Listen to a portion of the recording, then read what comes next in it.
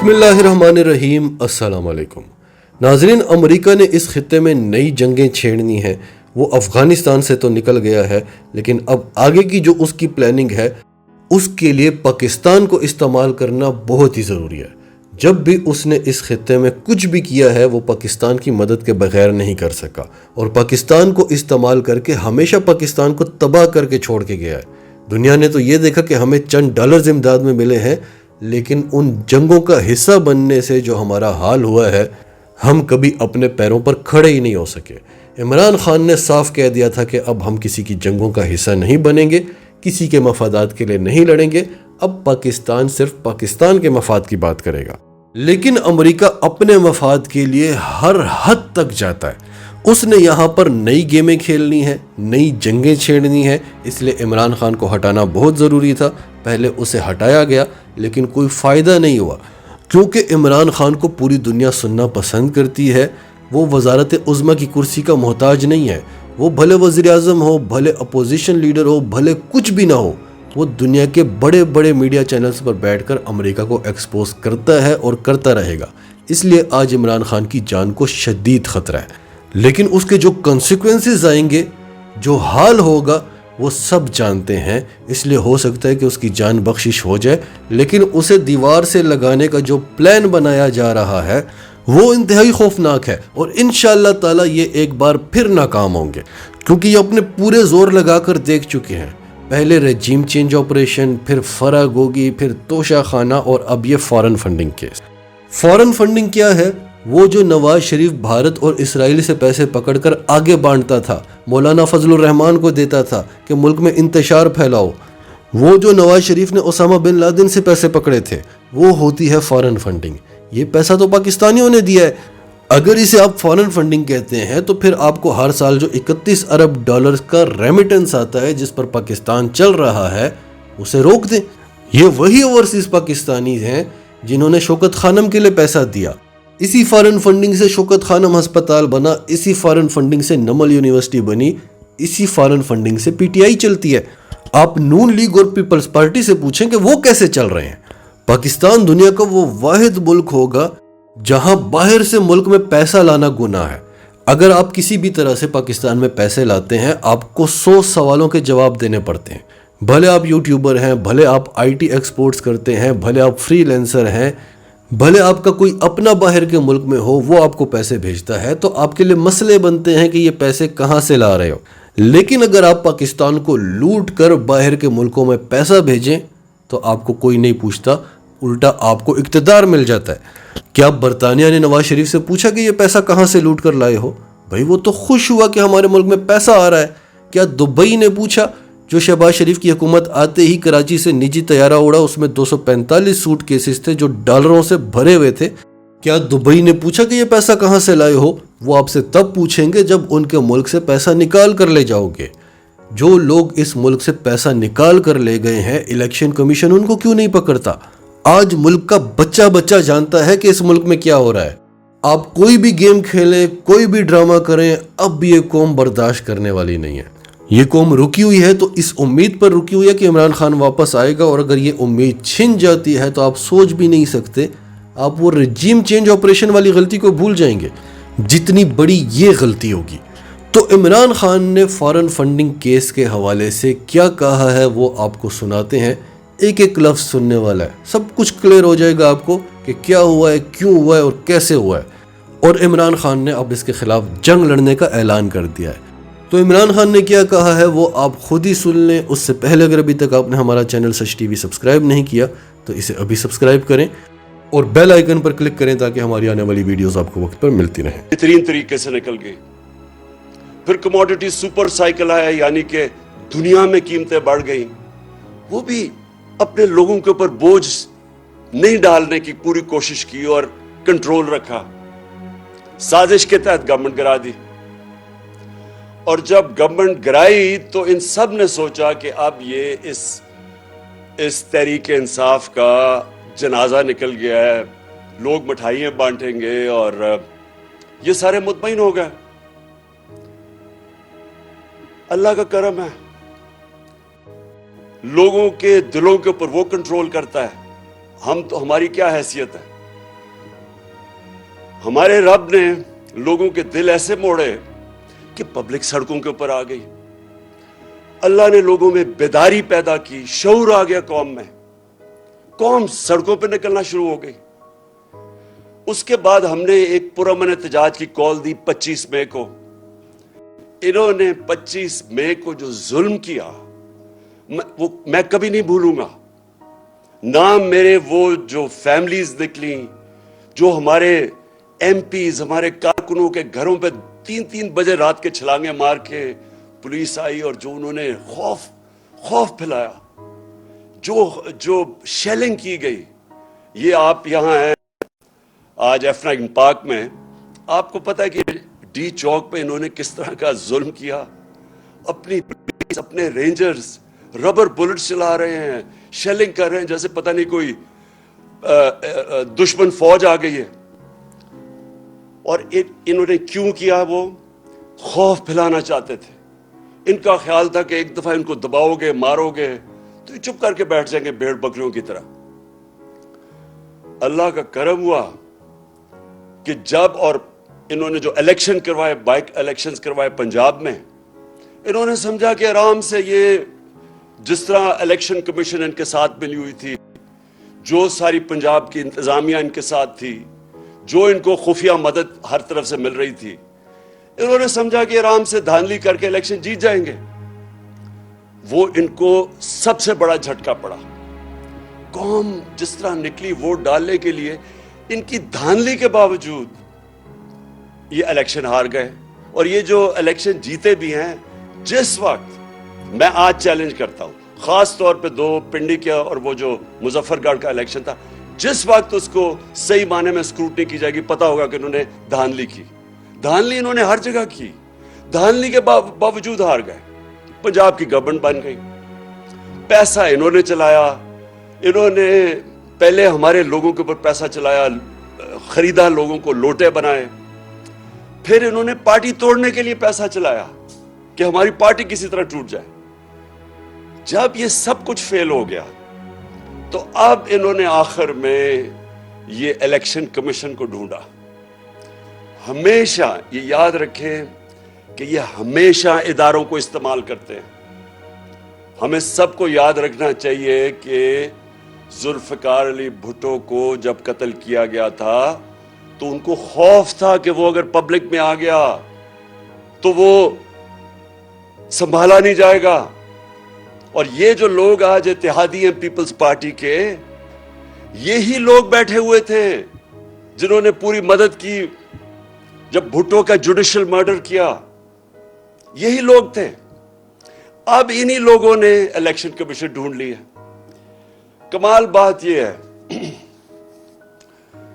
کہ نون لیگ کی ڈیلیگیشن جاتی ہے الیکشن کمیشن کو ملنے. اب یہ سوچیں کہ الیکشن کمیشن کے اندر کیس چل رہا ہے اور ان کی ڈیلیگیشن جاتی ہے, سینئر ڈیلیگیشن, الیکشن کمیشن کے پاس اور کہیں کہ تحریک انصاف کا فنڈنگ کیس جلدی سے کرو. اور وہ ایسا ان کا حکم ملتا ہے کہ وہ یہ آپ کے سامنے یہ جو فائنڈنگز ہیں, یہ فیکٹ فائنڈنگ ہے, یہ اصل میں ان کے جو حدود تھے اسے باہر نکل گئی الیکشن کمیشن. یہ چیزیں کہہ ہی نہیں سکتی تھی. میں بھی ان کے اوپر ذرا 3-4 چیزیں آپ کے سامنے لے کے آتا ہوں. یہ کر ہی نہیں سکتی تھی جو انہوں نے کیا ہے. اور اس کے پیچھے خوف ہے. اور خوف کس چیز کا ہے؟ کہ قوم آزاد ہو رہی ہے, کہ قوم ان کے جو جکڑوں, یہ جو انہوں نے پکڑا ہوا تھا قوم کو, اس سے نکلتی جا رہی ہے. ہر قسم کا کنٹرول کرو, قوم نہیں نکل رہی. نہیں, قوم سنبھالی نہیں جا رہی. اس کو کنٹرول کرو, اس کو غلام بناؤ. الیکشن کمیشن ایک طریقہ ہے. الیکشن کمیشن کیا طریقہ ہے؟ اس سے کیسے قوم غلام بنتی ہے؟ کیونکہ یہ لوگ ووٹ کسی کو ڈالتے ہیں, الیکٹ کسی کو کر دیتے ہیں. الیکشن کمیشن کو انہوں نے اس طرح کا بنا دیا ہے کہ اس کے ذریعے آرام سے کنٹرول ہو سکتی ہیں حکومتیں, کتنی سیٹیں کس کو دینی ہے, کس کو کیا دینی ہے. اس لیے میں نے پوری کوشش کی, 2.5 سال کوشش کرتا رہا کہ الیکٹرانک ووٹنگ مشینز آئیں. میں پھر سے اپنی ساری قوم کو بتانا چاہتا ہوں, مجھے اس سے کیا فائدہ تھا. इलेक्ट्रॉनिक वोटिंग मशीन से फायदा ये होना था कि ये जो कंट्रोल करते हैं ना खुफिया हाथ बैठ के रिजल्ट, वो नहीं कर सकते उससे, क्योंकि जैसे ही इलेक्शन पोलिंग खत्म होती है बटन दबाते और रिजल्ट आ जाता है सामने। वो जो गेम चलती है, जैसे ही पोलिंग खत्म होती है और रिजल्ट अनाउंस होता है, उसके बीच में जो चक्कर चलते हैं, जो हर किस्म के हरबे इस्तेमाल किए जाते हैं। पटन एक हमारे जानने वाले नहीं, ये एक एनजीओ है जो कि इलेक्शंस की सर्वेज करता है। अब पटन के मुताबिक इस एनजीओ जो इलेक्शंस के तज्जिया करता है, जो इनके ऊपर सर्वेज करता है, उसके मुताबिक मैं ये पहले भी कह बैठा हूं, मैं अपनी सारी कौम को आके समझें कि मैं क्यों कोशिश कर रहा था कि ईवीएम आए, इलेक्ट्रॉनिक वोटिंग मशीन्स आए, क्योंकि उस पटन के मुताबिक 163 तरीके हैं इलेक्शन में पाकिस्तान में धांधली करने के, और 163 में से 130 तरीके खत्म हो जाते हैं इलेक्ट्रॉनिक वोटिंग मशीन से। इसलिए हम कोशिश कर रहे थे। दूसरी टेक्नोलॉजी का जो इस्तेमाल था, ये इससे सारी दुनिया, हिंदुस्तान भी इस ईवीएम की टेक्नोलॉजी, ईरान भी इस्तेमाल कर रहा है। मेरे पाकिस्तानियों, जब मैं क्रिकेट खेलता था, तो जब मेरे क्रिकेट शुरू की मैंने, तो अपने अंपायर खड़ा करते थे। जिस मुल्क में जाए उसके अपने अंपायर होते थे। उसका नतीजा क्या होता था कि जब भी कोई टीम बाहर हारती थी, वो ये नहीं कहती थी कि हमें अगली टीम ने अच्छी गेम खेल के हराया है, वो ये कहते थे कि अंपायरों ने हमें हरा दिया है। पाकिस्तान और इंडिया के मैच में खास तौर पे इतनी कशीदगी होती थी आपस में, क्योंकि वो दोनों टीमें, जब अगर हम हिंदुस्तान में खेलते थे, हम समझते थे उनके अंपायर उनकी मदद कर रहे हैं, वो जब यहां खेलते थे वो समझते हमारे अंपायर करते हैं। तो मैं वो कैप्टन था और हमारी वो पाकिस्तान टीम थी, दुनिया की तारीख में पहली दफा हम न्यूट्रल अंपायर लेके आए, और उसके साथ साथ टेक्नोलॉजी आई। आज क्रिकेट के मैच में जो आप क्रिकेट देखते हैं, टेक्नोलॉजी और न्यूट्रल अंपायर्स की वजह से जो जीतता है और जो हारता है सब तस्लीम कर लेते हैं। यही मेरी कोशिश थी इसकी इलेक्ट्रॉनिक वोटिंग मशीन्स पे। लेकिन किसने इसको रोका? ये दो जमातों ने रोका। इन दोनों ने पूरा जोर लगाया इस तक ये ना आए मशीन्स। और उनके साथ कौन मिला हुआ था? जिसने अब इनके साथ मिलकर यह फैसला किया है, इलेक्शन कमीशन ऑफ पाकिस्तान। इन्होंने उनके साथ मिलकर पूरी तरह सैबोटाज किया कि हम किसी तरह इलेक्ट्रॉनिक वोटिंग मशीन ना लाएं। इससे अब सिर्फ ये सोचे कि इसको मुझे क्या फायदा था, इसका मुझे न्यूट्रल अंपायर्स का क्या फायदा था।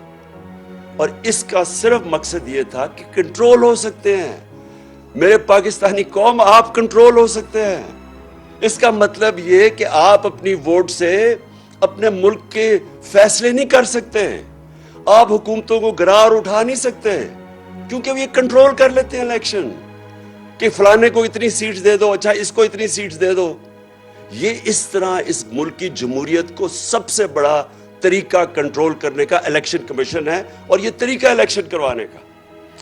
अब मुझे ये बताएं, जब से मैं जानता हूं सेनेट के इलेक्शन में पैसा चलता है, सेनेट के इलेक्शन के अंदर एमपीज को खरीदा जाता है, हर जगह नहीं, कई जगह बहुत ज्यादा पैसा देते हैं। हमने अपने 20 एमपीज को पख्तूनख्वा से निकाला जो बिके सेनेट के इलेक्शन में। उनकी तस्वीरें भी चली कि वो पैसे 5-5 करोड़ रुपया उनको दे रहे हैं, उनकी बल्कि वीडियोस भी चली। हमने पूरी कोशिश की कि जनाब शो ऑफ हैंड्स करें, आप क्यों ये खुफिया वोटिंग करते हैं जब आपको पता है पैसा चलता है। सुप्रीम कोर्ट को मैं दाद दूंगा, उन्होंने कहा कि वोट को वेरीफाई करना, यानी कि पता चलना चाहिए कि वोट एक मेरा एमपी किसको वोट कर रहा है, इस इलेक्शन कमीशन ने नहीं होने दिया। और फिर यूसुफ रजा गिलानी के इलेक्शन में पैसा चलते हुए वीडियो पकड़ी गई। वो वीडियो पकड़ी गई, दुनिया में सोचेंगे क्या होता कि अगर आपका एक एमपी पैसे ले रहा, सेनेटर पैसे लेके बन रहा होता। सोचे किसी भी मुहज़्ज़ब माशरे में इसका क्या रिएक्शन होना था, लेकिन ये इलेक्शन कमीशन बैठा है, इसको कोई फर्क नहीं पड़ा। फिर बाई इलेक्शन हुआ खानेवाल में, पैसे देते हुए लोग पकड़े गए। लाहौर में इलेक्शन हुआ, पैसे देते हुए पकड़े गए। ये हमारी मंडी लगी यहां सिंध हाउस में, सारों को पता था रेट कितना है, 20 से 25 करोड़ रुपया लोगों को एमपीज को खरीदा जा रहा है, एमएनएस को। कोई इलेक्शन कमीशन को फर्क नहीं पड़ा, कोई किसी को मीडिया, यानी जो इस मुल्क के अंदर, सोचे हमारे बच्चे देख रहे थे, इस मुल्क की यूथ देख रही है, कोई किसी को इनको ऐसे इलेक्शन कमीशन को शर्म नहीं आई कि ये इसका क्या मिसाल जा रहा है हमारे एमएनएस बिक रहे हैं। वो लोग जिन्होंने पब्लिक रिप्रेजेंटेटिव्स, पब्लिक के फैसले करने, उनकी बेहतरी के लिए, वो पैसे पे बिक रहे हैं, कोई एक्शन नहीं लिया गया। क्योंकि बदकिस्मती से यहां अभी भी पूरी कोशिश, वो कुव्वतें बैठी हुई हैं इस मुल्क में, ये करप्ट लोगों के अलावा, जो कंट्रोल करना चाहती हैं आपको, इस मुल्क को कंट्रोल करना चाहती है, आवाम की राय को कंट्रोल करना चाहती है। ये कभी भी इस मुल्क को, जो मैं आज कह रहा हूं, हकीकी आजादी तब मिलेगी जब एक आदमी गांव से उठ के जब अपनी वोट कहेगा कि हां मेरी वोट से ये मुल्क में मैं आप तब्दीली ला सकता हूं। क्यों इतनी कम है वोटिंग पाकिस्तान में? साथ वाले मुल्क में 70% वोटिंग है, कई मुल्कों में वोटिंग देखे कितने लोग निकलते हैं। क्यों नहीं हमारे लोग निकलते? क्योंकि वो समझते हैं हमारी वोट से फर्क ही कुछ नहीं पड़ेगा, इसलिए लोग नहीं निकलते। और वो ये इलेक्शन कमीशन की जो हरकतें हैं, इसकी वजह से ये कंट्रोल करते हैं बैठ के, ये जमहूरियत नहीं आने देते। हकीकी जमहूरियत का मतलब हकीकी आजादी। तो मैं ये सिर्फ आपको ये सिनारियो बताया कि इस मुल्क के अंदर हम किस किस्म की जंग लड़ रहे हैं। अब आ जाएं कि पॉलिटिकल पार्टीज, अगर एक पॉलिटिकल पार्टी ने फंक्शन करना है तो उसको पैसा चाहिए, पैसे के बगैर कैसे पार्टी चल सकती है? और पार्टीज क्यों नहीं, आप ये भी सोचें कि बड़े बड़े लोग आए इस मुल्क के अंदर, बड़े बड़े नाम आए, हीरोज थे पाकिस्तान के, air marshal Asghar Khan, AQ Khan, और मैं कितनों के नाम लूं जो बड़े नाम थे जिन्होंने अपनी पॉलिटिकल पार्टीज बनाई, लेकिन नहीं चल सके। क्यों नहीं चल सके? क्योंकि पॉलिटिकल पार्टी को पैसा चाहिए होता है। अब पैसा क्या हो गया है? ये जो दो माफियाज हैं, इनके पास पैसा है, इनकी पार्टीज के पास पैसा है, लेकिन दूसरे किधर से पैसा लेके इनका मुकाबला करने के लिए?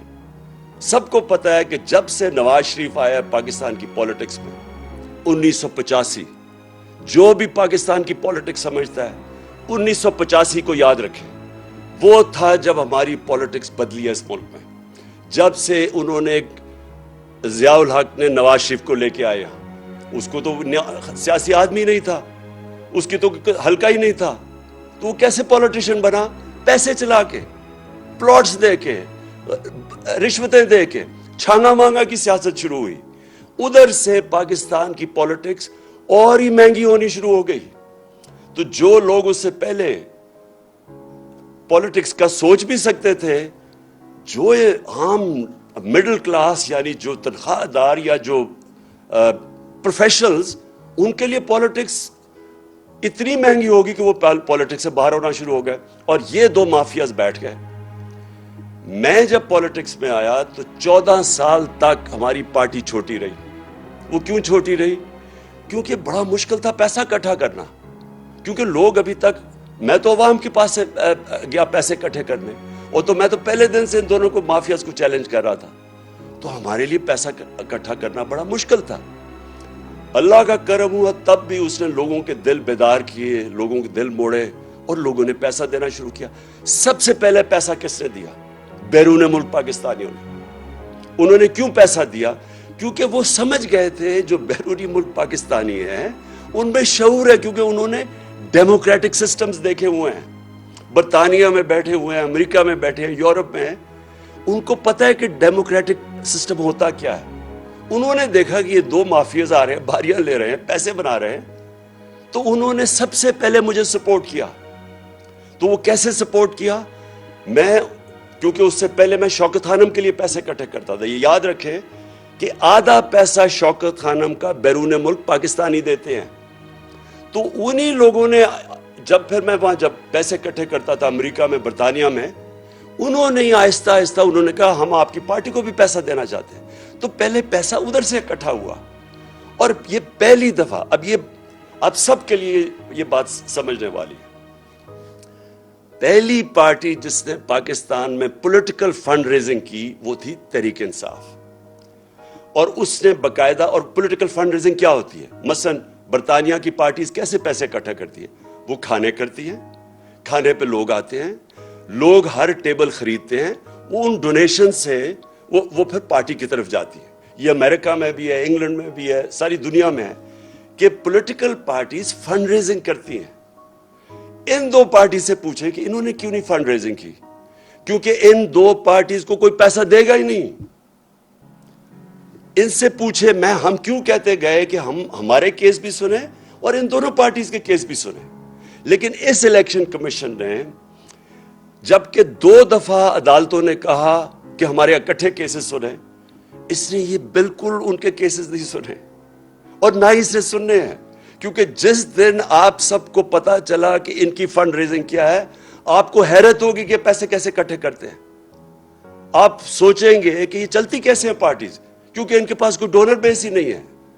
ہمارے پاس 40,000 ڈونر بیس ہے. مجھے یہ بتائیں ان کو کون لوگ ڈونیٹ کرتے ہیں. تو وہ اسی لیے ان کی فنڈ ریزنگ سامنے نہیں آ رہی. تو ہم نے سب سے پہلے فنڈ ریزنگ شروع کی. دنیا میں گیا, ہمیں بلائے, ہم نے اپنے سیلز کریٹ کیے, ہماری پی ٹی آئی امریکہ بنی, پی ٹی آئی برطانیہ بنی, تھوڑے تھوڑے پیسے شروع کیے, اس طرح ہماری پارٹی اوپر آنی شروع ہوئی.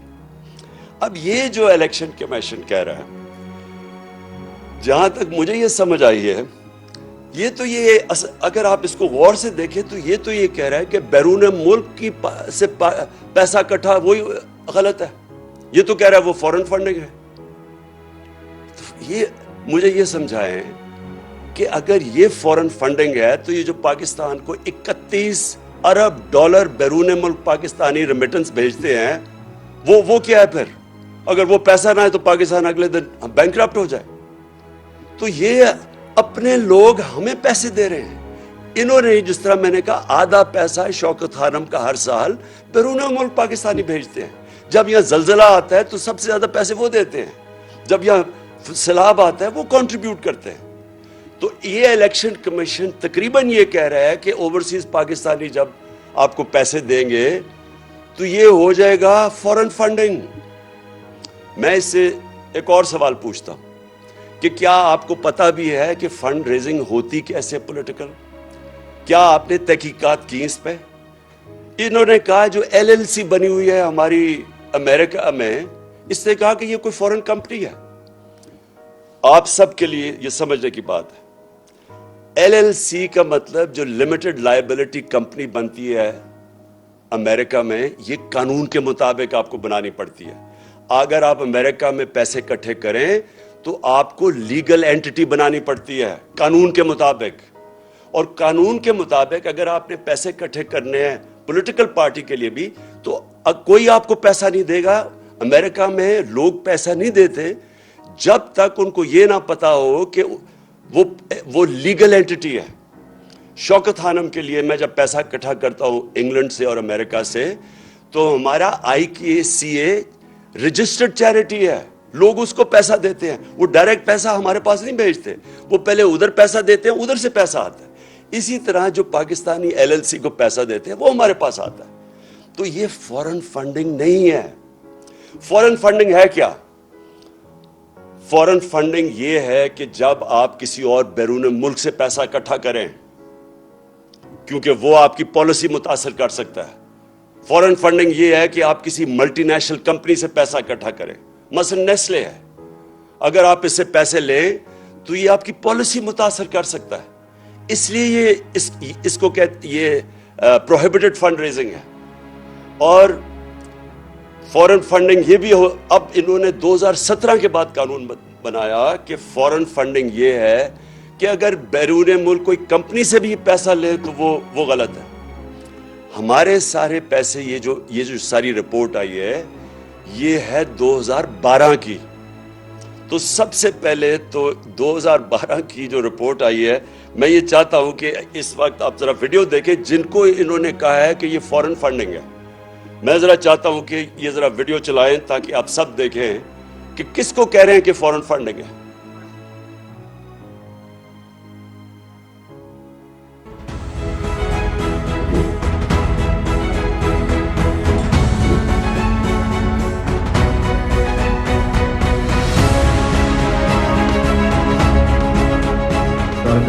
میرا نام مراد انصاری ہے اور میرا نام الیکشن کمیشن آف پاکستان کی لسٹ میں آیا ہے ایز اے نان سٹیزن جس میں P T I election campaign کو فنڈز بھیجے ہیں. تو میں جس کلیئرفائی کرنا چاہ رہا تھا کہ میں نیشنل ہوں اور میرے پاس ڈول نیشنلٹی ہے, پاکستان کی اور کینیڈا کی.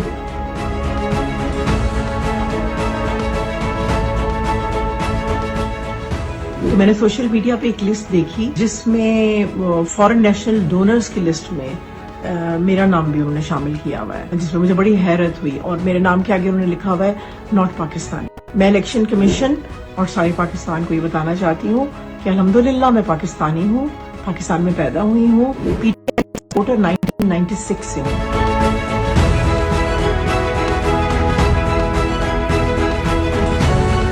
میاں اختر جاوید میرا نام ہے. 2013 میں پی ٹی آئی کا یہاں پی پی 89 پیر محل سے ٹکٹ ہولڈر تھا.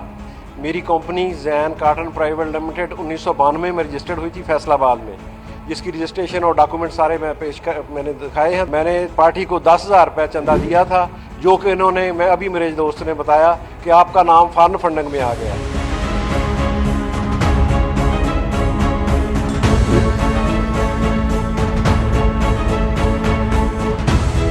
میں حیران ہوں ای سی پی کے اس فیصلے کے اوپر کہ انہوں نے یہ بھی دیکھنا گوارا نہیں کیا کہ یہ ایک پاکستانی کمپنی ہے اور اس کا دفتر ہر چیز پاکستان میں موجود ہے اور کوئی اس کا فارن ایسا کوئی نہیں ہے اکاؤنٹ یا کمپنی. اور ایون نہ تو میں کوئی نیشنلٹی ہولڈر ہوں, ہم پیورلی پاکستان سے ہیں اور ہم نے یہاں سے حبیب بینک آف پاکستان سے پیمنٹ ٹرانسفر کی تھی اور حبیب بینک اکاؤنٹ میں بھیجی تھی. بند کرو نا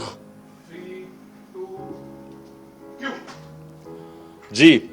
تو یہ تو انہوں نے کہا, یہ آپ نے خود ان کی زبان سے سن لیا, اور یہ زیادہ تر اس طرح کے لوگوں کو کہا گیا کہ جناب یہ فورن فنڈنگ کر رہے ہیں. دوسری انہوں نے ایک اور بات کی, اور انہوں نے کہا کہ ایک ووٹن کرکٹ کلب سے پیسے آئے ہیں, اور ووٹن کرکٹ کلب کا جو مالک تھا وہ ہے عارف نقوی. اور یہ اب ذرا یہ غور سے سنیں, کہتے یہ ہیں کہ وہ 2012 میں جو عارف نقوی تھا اس سے جسے پیسے لیے ہیں اس نے فراڈ, پیسے ہم 2012 میں لیتے ہیں اور اس کے اوپر فراڈ کے چارجز ابھی ثابت نہیں ہوا. اس کے اوپر جو چارج لگتا ہے فراڈ کا وہ ہوتا ہے 2018 میں, 6 سال کے بعد. جب ہم نے عارف نقوی اس سے جو میرے لیے کھانے کیے, ایک کا دبئی میں کیا تھا اور ایک یہ انگلینڈ میں ووٹن کرکٹ کلب, ایک میچ اس نے کیا تھا, میچ فیسٹیول تھا, اس کے بعد کھانا کیا تھا جیسے پیسے اکٹھے کیے تھے. تو میں پہلے یہ سوال پوچھتا ہوں کہ کیا مجھے خواب آئی تھی کہ 6 سال کے بعد عارف نقوی کوئی اس کے اوپر کوئی فراڈ کا چارج لگے گا؟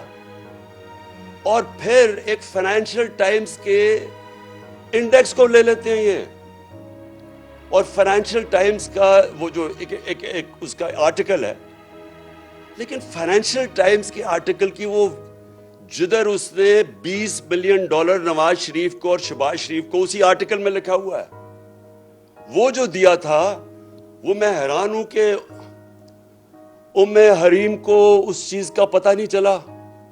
اس کو یہ تو پتہ چل گیا کہ انہوں نے پیسے اکٹھے کر کے $2 بلین دیے ہیں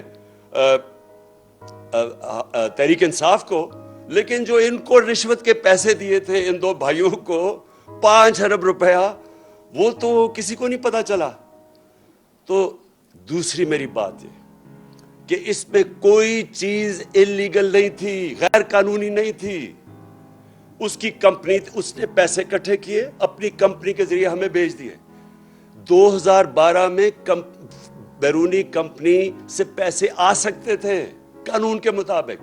2017 में ये कानून आया कि कंपनी के जरिए, बैरूनी कंपनी के जरिए पैसे नहीं ले सकते।